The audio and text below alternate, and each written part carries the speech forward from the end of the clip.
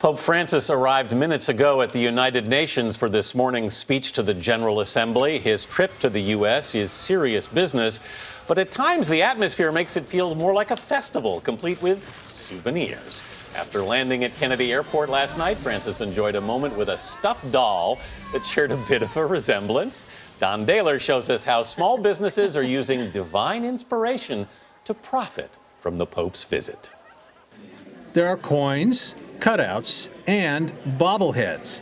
You can feast on Pope toast and a new special brew called Yopo.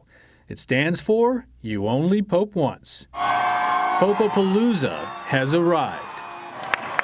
While parishes hope his stateside tour brings a renewed sense of loyalty to the Catholic institution, American small business entrepreneurs like Louis DeCoco are also hoping to capitalize on the Pope's visit. This is one of many of the liturgical vestments that was designed for the Holy Father's visit when he goes to Washington. He runs the St. Jude shop outside Philadelphia. How long has your family been doing this? Ironically, this is our 50th year.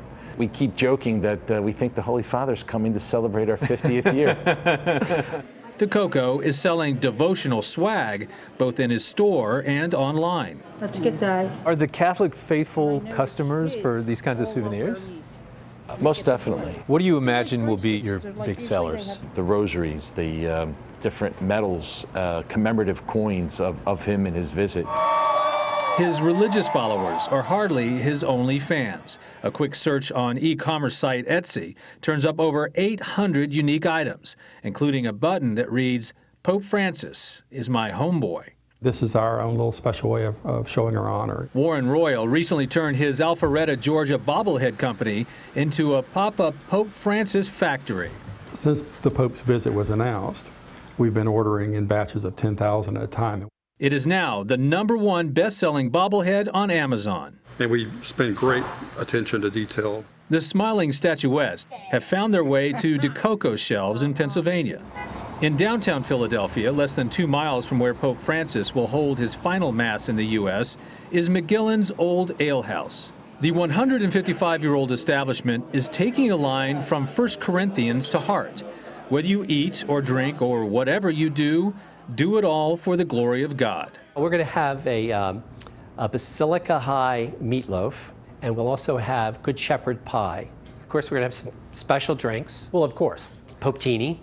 Do you think Pope Francis would see the humor in that, or do you think he'd be offended? I think he has a sense of humor. He was, by the way, he was a bouncer at one time in his career before he was a priest.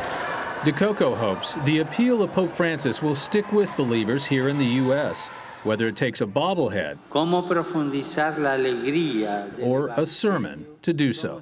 We enamor or we honor our sports heroes, and if he's certainly a religious hero, well, let's make a bobblehead from him then. For CBS This Morning, Don Dahler, Philadelphia. And we have one You right have your here souvenir from Royal Baubles. You know, he's actually nodding because he approves of your dress, your color choice. I am wearing my papal dress this morning. I'm hoping for a Pope-tini tomorrow morning on the dish. That's what I'm looking forward to. Well, we'll be watching you guys tomorrow.